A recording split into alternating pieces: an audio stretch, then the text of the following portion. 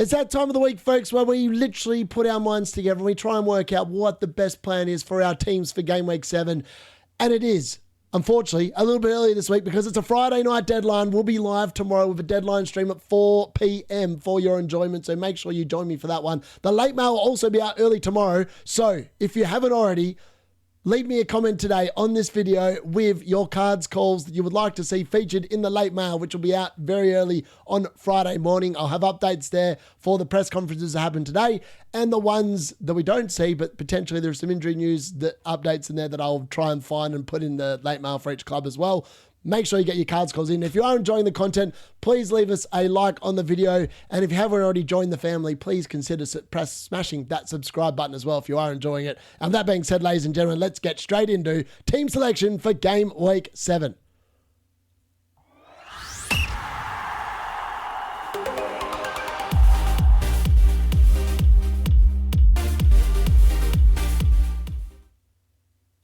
So how did we go in Game Week 6? And was a disaster. We played the wild card in Game Week 6. And look, every bit of bad luck that could potentially have happened for my team happened. Let's be honest. It was bad. It was a very bad week. A very bad week to go against the herd. In fact, reality, the only reason why it was a bad week is just because I didn't go with Erling Haaland captain. And for 90 minutes, it looked like I was going to get away with it.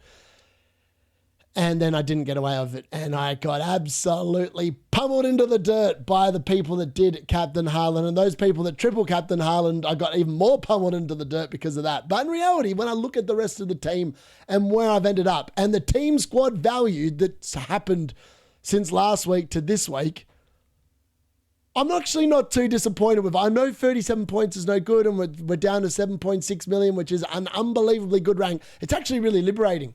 Having a team that's crap means that I can just make the content, have fun, and take punts, which is exactly what I like to do in life anyway, is taking punts. So I'm very excited about what is looking like for this week anyway. So let's just have a look. So Jared Bowen topped off my amazing unlucky week by scoring and getting a return and getting 9 points first player on the bench. No Jamie points off the bench for me. I had Mukiele 6 points on the bench as well. In fact, my bench combined for 19 points, which is actually half of what my overall team scored, which is unbelievable. But yeah, it is what it is. Everyone just stunk it up, really. Petrovic obviously conceded twice. He did get a save point there, so that was nice. 2 save points, actually. He made quite a few saves in that game. Senesi with that late assist and the DC points, a nice 7 points there. That's exactly what you want. He's got to be the most must-own defender in the entire game. The fact that he's still below all these other players that, frankly, cost more than him and aren't going to deliver as many points as him, it just baffles me. Dan Burn, the difference between Dan Burn and Gabriel this week was like, it was the unluckiest of luck or the luck, whatever you want to call it. It was just unlucky. Dan Burn 1 point away, one contribution away from getting the 2 DC points, gets booked late on. Gabriel, on the other hand, gets away with not copping a red card for making contact with Voldemar's face. He somehow gets away with not giving away a penalty in his own box, and then somehow bobs up on my man Dan Burn in the 96th minute to score. I mean, you couldn't write up a more unlucky sequence of events for me and a more lucky sequence of events for Gabriel owners. But maybe the real proof is in the pudding because Gabriel went off injured last night and maybe Arteta might do some dodgy stuff so he doesn't have to go on the international break and maybe not play him on the weekend, say he's injured.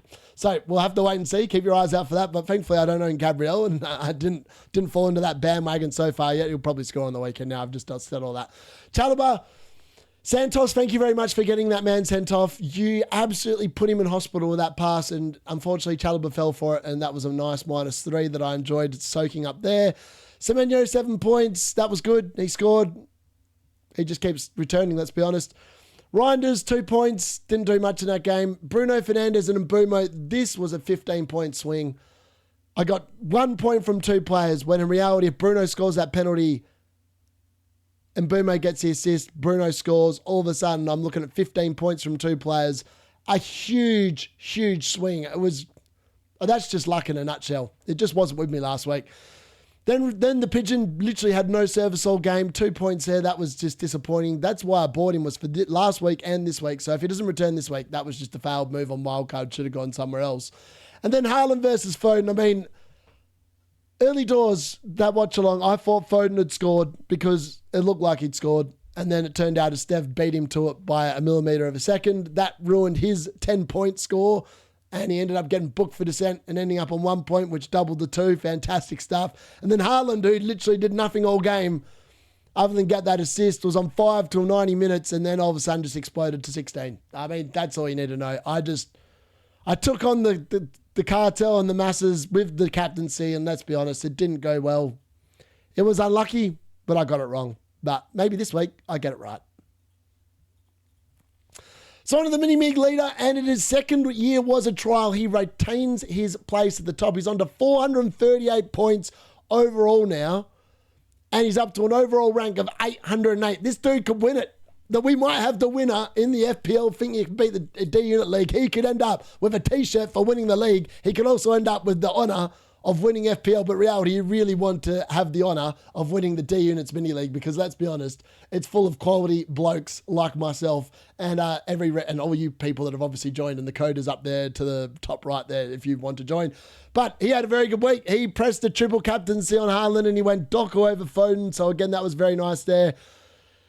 Played 4 at the back, only one of them returning, but it was one of those kind of weeks. And, you know, he had 4 returns on his field and the triple captain, and that was enough for a massive 86 points, a game week rank of 108,371. And he made 3 transfers. I mean, the dude's doing well. He's killing it. Long may he continue. I've got a lot to do to hunt him down when I'm looking at my own score, which is 337 points. He's exactly... Am I 237 or 337? I have to check. We'll have a look at that in a second. I might be horribly down the rankings. I have to go back and have a look at that, but I've got a lot of work to do. Let's be honest. If he's on 438, I actually think I'm on 267. I've got to make up almost 200 points already. That feels pretty bad. I could be struggling this year. So on to my final plugs for Game Week 7. Foden captain again. Am I doing it? The people want to know. People have asked if I'm going to double down and triple captain the Phil Foden. I don't know if I'm that confident to triple captain him, but I am thinking very strongly about captaining him again. Now, I am aware that Erling Haaland scored another brace in the Champions League, and at the moment, he does look pretty inevitable. But I also know what Phil Foden's record is at the G-Tech Stadium, and I feel like that is also pretty inevitable. So, is there anyone else to consider? Bruno Fernandes, Saka, Salah? In reality, if you've got Haaland, and you haven't got Phil Foden, and you're not called the D unit, you're probably captaining Haaland, and you don't even need to second guess it. That's probably the honest answer. That's my final plug on that one. The masses are flocking to bring in Gabriel when he went off with an issue. I mean, that's quite funny, really. And the cartel obviously peddled him all week and whatever, and I said that there was probably better options or whatever. Could he be rested for this game week to dodge an international call-up? Now, sometimes we see some weird stuff happen in the game weeks before international breaks where managers try to get their players to not go away. And maybe this is one of those ones. Tedder basically downplayed the issue when Gabriel went off in the Champions League last night in his post-match press conference. But he did say that he was uncomfortable. And he then talked about, he's played a lot of minutes and he's coming back from that injury during the summer where he had that long hamstring injury. Is it possible that he just gets rested for West Ham? I'm going to put it out there. I think that there's a percentage chance. Now, if I was a betting man, I'd say it's probably paying 2-1 for him to start. And you probably get about, 5-1 for him to miss by rest. That would be my guess. Will we see continuation of goals and a lack of clean sheets with teams having played midweek? I think the answer is yes. I think we will. I mean, even in the Champions League, there weren't that many clean sheets in midweek. So, look, the last 2 weeks, we've had 3 clean sheets from 40 teams over the last 2 game weeks. So, I think it's going to be pretty similar this week. I expect a lot of goals to be scored. Maybe not a lot of goals, but goals to be scored by most teams again this week. And I think potentially the teams that have not played midweek might actually be able to spring a couple of surprise results against teams that have played midweek this week. That's just my take on it. Is it just worth rolling the transfer this week so you enter the international break with some added flexibility? I think the answer is yes. I'm actually, spoiler alert for like another 30 seconds time, I'm rolling my transfer. I'm going to have 3 free transfers as I go into the international break. It was one of the main reasons why I wildcarded last week. And my team actually this week looks really damn good on paper, as you'll soon find out. And I don't think there's any reason to move. But it also means that over the international break, I can assess the damage, work out where I want to go. Do I really want to invest in Arsenal? Or am I scared about rotation? I mean, last night we even saw Timber and Calafiori being rested, but that's fantastic news for them against West Ham. So all of a sudden, I'd argue that they're probably better assets to buy this week than Gabriel, which I've been saying all week as well. Also, their data under attacking threat is actually significantly superior to Gabriel's this season too. How much rotation and roulette will we see this week? I think we've already seen a lot of it midweek. We will see more of it on the weekend. Some players are just going to miss out. I mean, even my boy Phil Foden could miss out, let's be honest. But I'm hoping that is not the case. I definitely feel like Pep's got a much more settled lineup. I did allude to that in my transfer tips video yesterday, and I think that's a direct impact from Jurgen Klopp's assistant manager joining this year. I think he's teaching Pep that maybe a more settled lineup is working, but they did concede twice to Monaco away yesterday after taking the lead twice, so maybe they will have a little bit of rotation there to address some of those issues. And maybe with the lack of clean sheets, maybe it's time to actually start looking at defenders with attacking Fred again, because let's be honest, it's more exciting to pick players that have attacking upside, like your likes of the Juve with the amazing left magical one that he's got for a left foot. I definitely think that's definitely something to look forward to moving forward. And maybe we just need to get back to what makes the game fun again. And that's the attacking upside, not the bloody counting of 10 defensive contribution points where no one likes except the people with the stat pages in their notebooks and pens, let's be honest. So on to my team selection for Game Week 7. And look, we are rotating the goalkeepers this week. They've both got arguably pretty good fixtures, I would suggest. I find it difficult to see Fulham potentially scoring with Raul Jimenez obviously off. Muniz, I don't know what's going on there, but I think they don't even know if they'll have a forward this week. So maybe I've made a mistake here, but I just don't see Nottingham Forest scoring a goal either, especially when it's at Newcastle's at St James's Park. So I think for that reason, if it wasn't for Chalobah being suspended, I could potentially have been tempted to play a bench boost this week. But because he's suspended, I won't be doing that, and I'm going to be holding him. Again, spoiler alert for the very next defenders section. But yeah, I'm quite happy with Pope and Petrovic. I think they're going to be really good when I do press the bench boost button. And I'm literally spending up the same amount as all those idiots buying Raya and going with the Bravka. And it also means that I've got a little bit better rotation. Like, I've got 2 really good goalkeepers for 2 decent defences, not one that's probably going to finish 20th and the other one that's going to be challenging for the top 3 spots.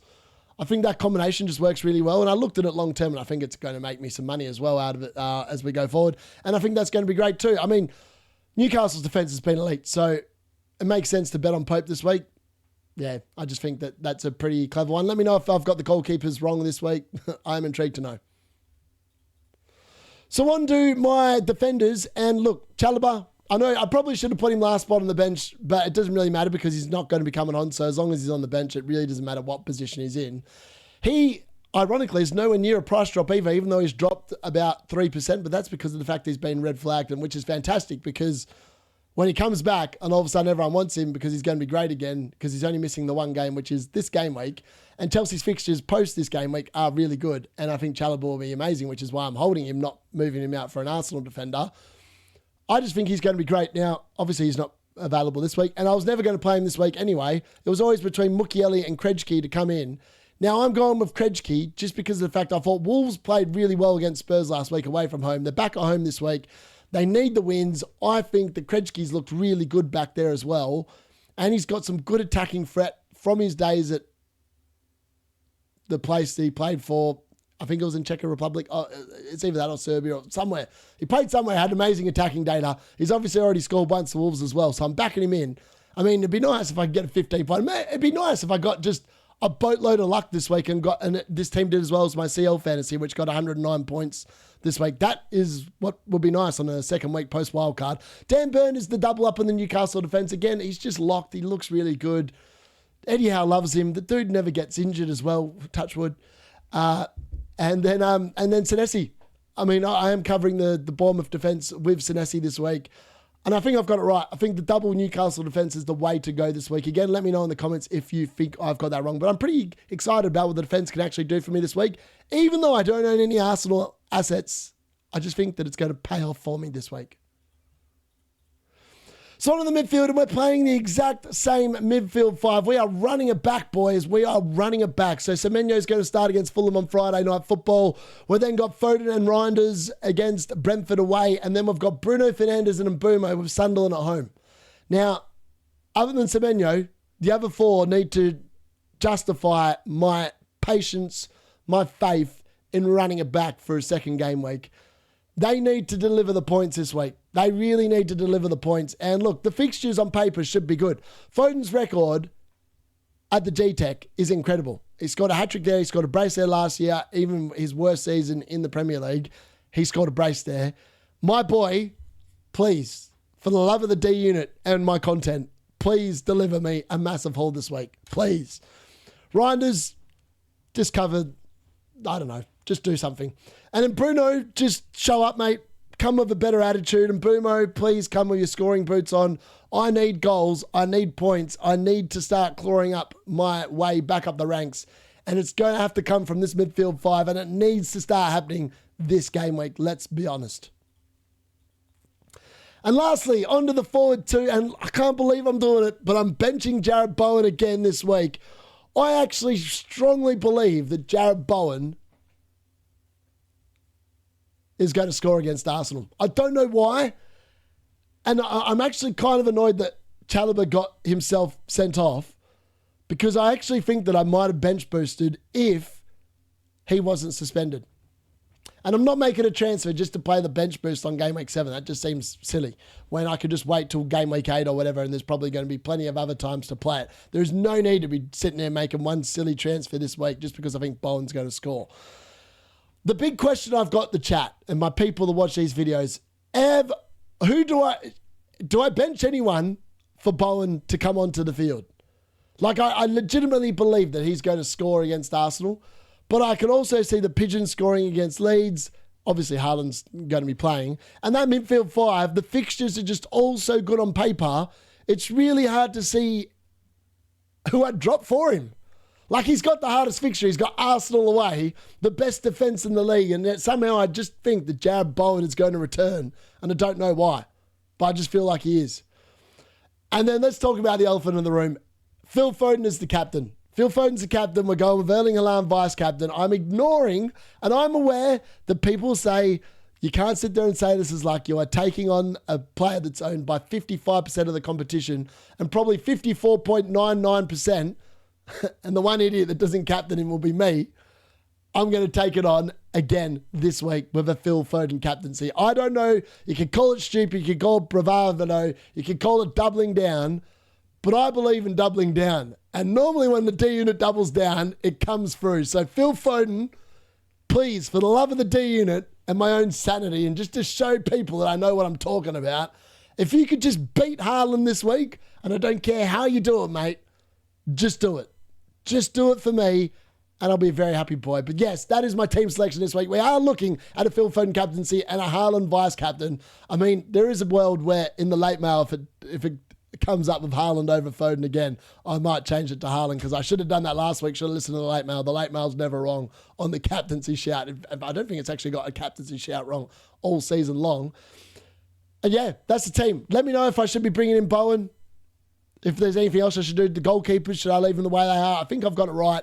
Again, I'm relying on you, the chat. So please get involved. I do take your opinions all on board, seriously.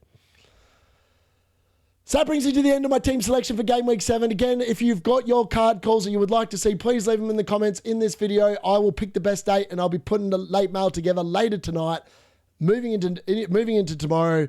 You know what? I might even do a late show tonight. I might even do a live stream with the late mail. Who knows? Let me know if you'd like to see that instead of an actual video. I'm open to it. Just let me know. Otherwise, I'll see you tomorrow for the deadline stream, the late mail. Let's see what happens.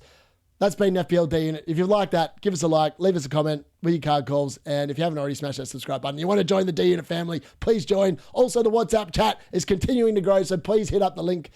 You will get me asking you a question about why you're joining, but as long as you give me a nice answer or a funny answer, I will let you in. Thanks for joining. I've been FPLD Unit.